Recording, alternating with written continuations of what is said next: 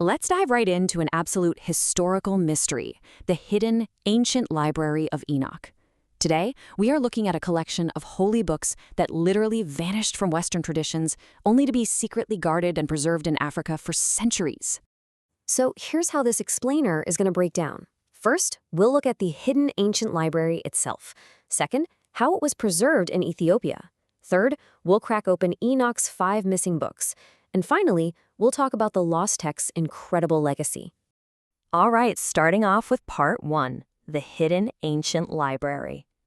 To really understand what's missing from our modern view of ancient scriptures, we've got to look at what's considered standard. If you pick up a traditional Protestant Bible today, you're going to see exactly 66 books, right? 39 in the Old Testament, 27 in the New. For millions of people, this is the definitive canon. But as always, history is rarely that simple. There's actually an entire category of ancient literature that used to sit right alongside these exact texts. We call that literature the Apocrypha. Now, the word Apocrypha literally translates to hidden. And today, when we hear that word, we kind of assume it implies something fraudulent or, entirely negative. But historically, it was used in a very strict sense just to mean secondary.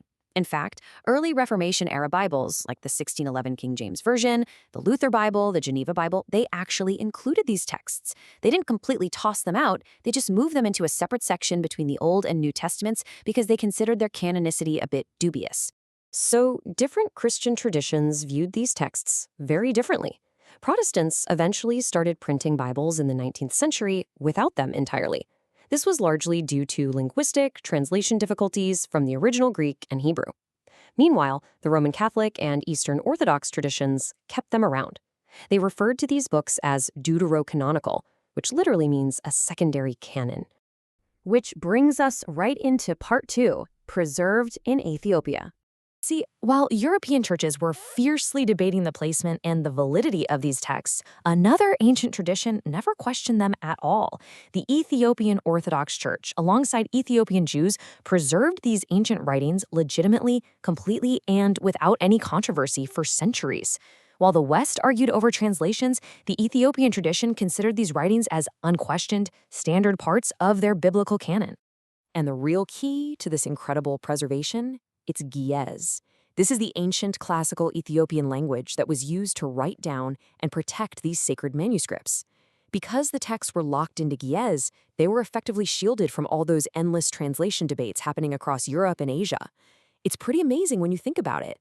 The very linguistic barrier that kept them out of the West is exactly what kept them safe in the East.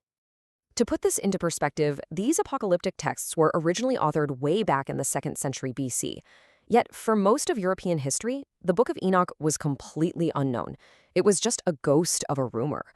It wasn't until a Scottish explorer named James Bruce traveled to Ethiopia in 1773 that the manuscript was finally brought back to the West. And even then, it took a whole other century, until 1893, for a scholar named Sir R.H. Charles to formally translate the work into English. Moving on to part 3, Enoch's 5 missing books. So, what exactly were James Bruce and Sir R.H. Charles actually uncovering? Well, here's a totally surprising fact. Enoch isn't just one single, continuous book. When we talk about the Book of Enoch, we're actually talking about a complete library containing at least 5 distinct volumes. And these weren't just knocked out in a single weekend either. They were composed by different authors over a massive span of 2 centuries during the pre-Christian era. Dr. R.H. Charles, who became the chief authority on this apocalyptic literature, divided this massive body of work into 5 distinct parts. And you got to look at the wild thematic range here. You have the Book of Watchers, which deals with the literal problem of evil. Then the Book of Parables, focusing on apocalyptic visions. An apocryphal Book of Noah, prophetic dreams in Book 4, and finally, a deeply technical Book of Celestial Physics. Let's zoom in on the extremes of this library for a second, because the contents are truly startling. The first book, the Book of Watchers, was written before 170 BC and heavily tackles the philosophical problem of evil. It's incredibly theological. But then, by the time you reach the 5th book, the literature abruptly shifts into what we call celestial physics. It literally attempts to establish a specific, essentially Hebrew calendar to rival the heathen calendars that were in vogue at the time. It is such a fascinating, jarring leap from divine philosophy straight into ancient astronomy. Now, to give you a true sense of the source material, listen to this opening passage from the Book of Watchers. Enoch, a righteous man, whose eyes were opened by God, saw the vision of the Holy One in the heavens. This shows us exactly how these ancient writers framed the narrative. They were establishing Enoch's supreme divine authority right out of the gate. Which brings us to our final section, Part 4, the Lost Texts Legacy. Why does a hidden library, preserved only in Ethiopia, actually matter to modern history? Well, it all starts with one sentence. Apocalyptic writers chose Enoch as their medium for all these visions and physics because of a single, highly famous line in the book of Genesis, chapter 5, verse 24.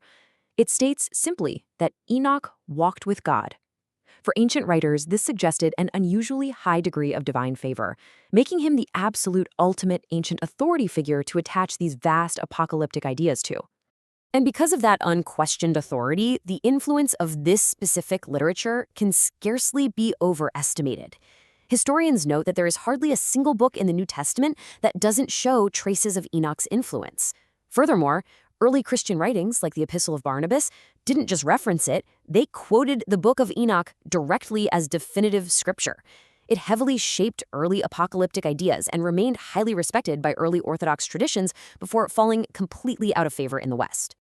I want to leave you with this provocative thought to wrap up our explainer today. If the library this massive, this theological, and this influential on early historical texts was completely lost to the Western world for centuries, what other foundational histories might be missing from our modern worldview? I mean, how much of our foundational knowledge is built on an incomplete puzzle? It's a thrilling reminder that history is just vast, and sometimes the absolute most important chapters are the ones hidden away, just waiting to be rediscovered. Keep exploring.